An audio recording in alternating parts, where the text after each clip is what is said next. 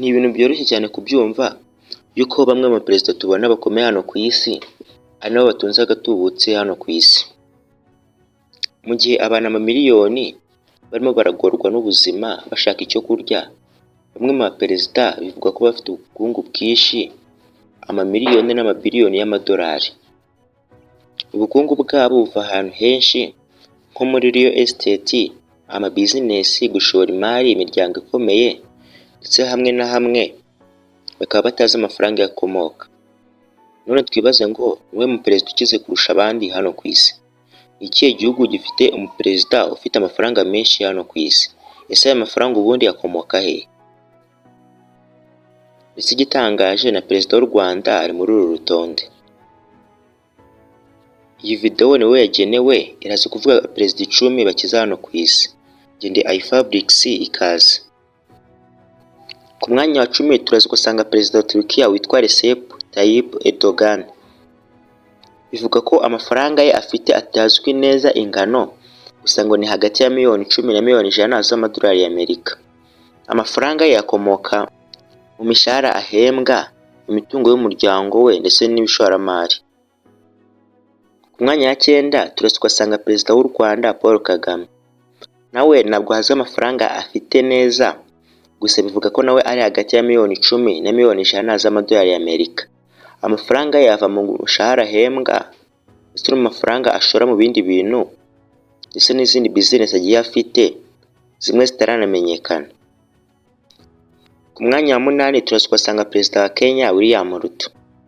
Bivuga ko amafaranga afite angana na miliyoni 800 z'amadolari y'Amerika. Amafaranga ye ava muri agriculture cyangwa se ubuhinzi n'ubworozi, muri real estate, mu mahoteli ndetse no mu mafaranga agenda ashora mu yandi ma business. Kandi uyu muperezida amafaranga ye yari ayafite mbere yuko anaba perezida, kuko nyine yasanzwe ari umunya businessman ndetse n'umushoramari mbere na mbere. Ku mwanya wa 7 turaza gusanga perezida wa Azerbaijan witwa Ilham Aliyev. Umutungo we ubarirwa mu mafaranga asaga miliyoni 500 z'amadolari y'Amerika. Gusa ntabwo ingano yayo azwi neza kuko bavuga ko ashobora kuba ari hagati ya miliyoni 500 na miliyoni 700. Amafaranga ye akomoka mu bushoramari, real estate ndetse n'izindi business yasanzwe afite ku giti cye.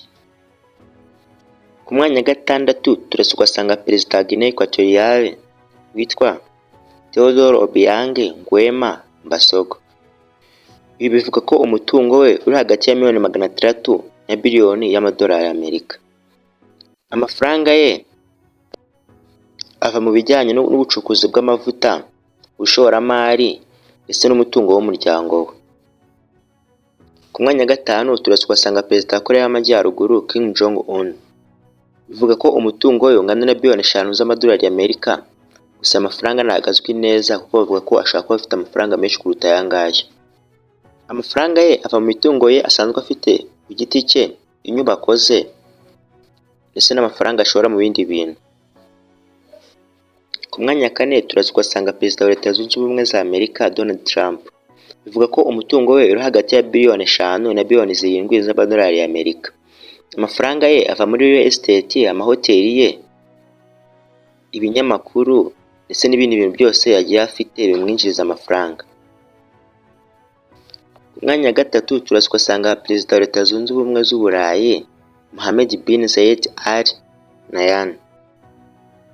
Bivuga ko umutungo we uri hagati ya biliyoni 20 na biliyoni 30 z'amadolari y'Amerika. Ubukungu bwe buva mu mafaranga yasanzwe afite y'umuryango, ubushoramari ndetse n'inyubako ziba muri Abu Dhabi, kimwe n'izindi business zigenda ziberayo. Ku mwanya wa 2 turaza gusanga perezida wa Brunei witwa Hassan al-Bolkiah. Uyu afite umutungo ungana na biliyoni 300 z'amadolari y'Amerika. Amafaranga ye ava mu bijyanye n'amavuta ndetse na gaze bicukurwa mu gihugu cye, kandi andi mafaranga akayakura mu muryango we kuko umuryango we warakize cyane. Ku mwanya wa 1 turaza gusanga perezida w'Uburusiya Vladimir Putin. Bivuga ko amafaranga ye angana na biliyoni 200 z'idolari ndetse arenga, gusa bavuga ko n'aya ngaya ari make cyane kuko bivuga ko uyu mugabo afite amafaranga menshi yarengeje urugero. Amafaranga ye ava mu mitungo itazwi ndetse ihishe cyane, ubushoramari ndetse n'izindi business agenda akora zizwi cyane cyane nk'iz'igihugu cye.